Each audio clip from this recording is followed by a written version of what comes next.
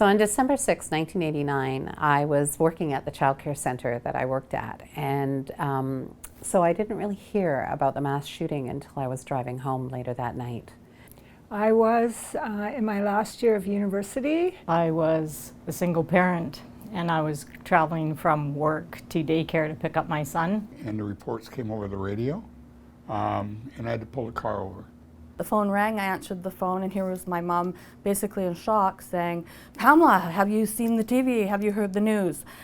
Well, the news that it was targeted at women didn't come out right away. I didn't really know until the next day that all of the victims were women at L'école Polytechnique, and that in fact they were chosen as victims because they were women. I remember at first feeling very angry. I was in shock. Traumatized. It was actually unbelievable. Just the blatant sexism and violence against women. And the deep, deep misogyny in our society. I felt that could have been me, it could have been friends. You know, I'm a father of 4 daughters, and I was thinking, you know, like, what are we coming to? What are my girls going to grow up into? It was absolutely devastating to learn, and I think it changed the fabric of Canadian society. I think we've made some really strong steps forward, and I think the labor movement has played a really, really pivotal part in having those steps forward. Including domestic violence, leave, and addressing intimate partner violence as part of workplace rights and protections is a huge step in terms of actually acknowledging that this is still affecting the lives of people all across the country. With as many steps forward as we make, we seem to make steps back. There's a lot of work to be done. Frankly, women are still very vulnerable in society.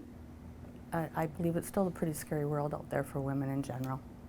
Some of these opinions still come up in politics today, and it's something we definitely need to be on guard against. You know, I think of the deep economic inequality in our society, and you know, a lot of our members in our union work in transition houses.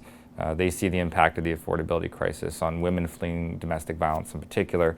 A disproportionate amount of Indigenous women who are targeted for violence, who don't get looked for when they go missing. Trans women in particular are, you know, facing high rates of violence.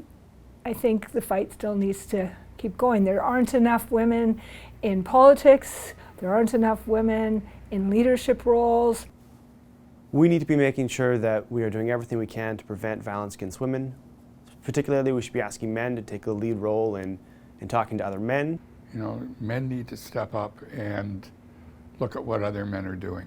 The vast majority of men do not harm women, but men need to take ownership of those that do. And it's something that we need to take on at every level, especially as trade unionists.